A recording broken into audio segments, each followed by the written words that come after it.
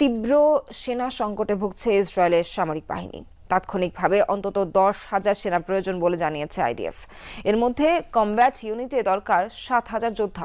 এই অবস্থায় সেনা সংকটের কারণে সাধারণ নাগরিকদের বাধ্যতামূলক সামরিক কার্যক্রমের সময়সীমা বাড়িয়ে টানা 3 বছর করার সিদ্ধান্ত নিয়েছে আইডিএফ।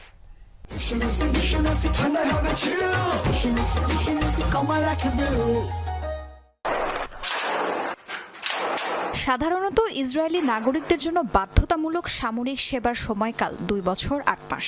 যুদ্ধ পরিস্থিতির কারণে এই কার্যক্রমের মেয়াদ বাড়িয়ে 3 বছর করার সিদ্ধান্ত নিয়েছে তেল আবিব। বাতিল করা হয়েছে নিয়মিত সেনাদের জন্য বরাদ্দ ছুটিও।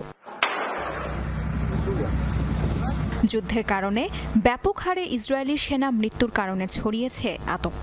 ফলে সেনাবাহিনীতে যোগদানের ব্যাপারে অনীহা তৈরি হয়েছে সাধারণ জনগণের মাঝে। দেশটির প্রতিরক্ষা বাহিনীর তথ্য অনুযায়ী গাজায় চলমান আগ্রাসনে এখন